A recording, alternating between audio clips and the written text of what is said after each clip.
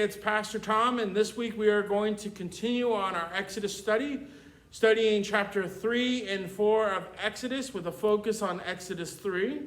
I want to invite you to join us either at 1 p.m. on Zoom or 7 p.m. outside of the church. But as I mentioned with my previous studies, our plan is for me to do a short video about something that is not in the focus text. And so this week, I want to talk about Aaron. And as I jump into Aaron, I want to start with a biblical passage. This comes from Numbers chapter 6, verse 22. The Lord spoke to Moses, saying, "Speak to Aaron and his sons, saying, Thus you shall bless the people of Israel. You shall say to them, The Lord bless you and keep you. The Lord's face shine upon you and be gracious to you. The Lord lift you up in his countenance upon you and give you peace."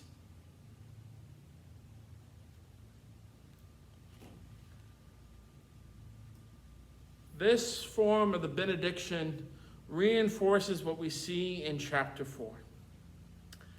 In the tradition of the Old Testament, when a prophet is called by God, they respond often with a no, an excuse of why they will not take the call. And in the example of Moses, we see it. Moses says, "God, I just don't speak well." And many scholars have taken this to mean one of two things: either that Moses has some kind of speech impediment, or he's uncomfortable with the language that is going on in Egypt. And so in response to Moses saying, "God, I can't do this," God sends Aaron to Moses. He says to Moses, "I'm going to send your older brother Aaron, and he will speak on your behalf. He will be your mouth as you are my mouth.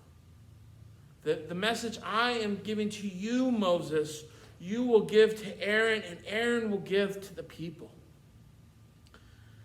That Aaron becomes this intercessor. He becomes a mouthpiece for God. Often when we think about biblical leadership, we sometimes have a tendency to make it about individuals. And as we see in the story of Moses and Aaron, well, Moses has the burning bush experience. And God is directly talking to Moses.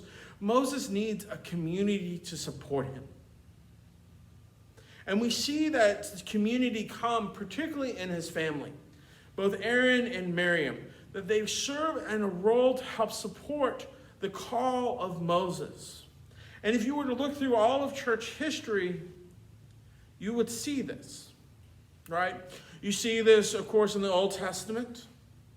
You see this in the New Testament with Jesus, right? He calls the 12 disciples to support his ministry. We even see this in the Reformation. While we often think of Martin Luther and his impact on the Reformation, there are many people working with him that helped make the Reformation a success.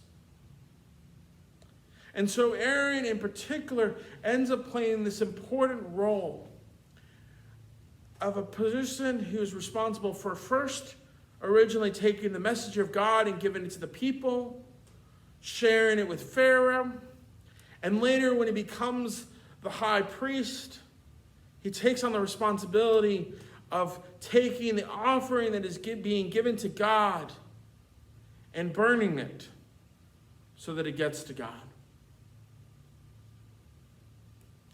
I thank you for joining me, and I hope to see you on Thursday. Take care, and God bless.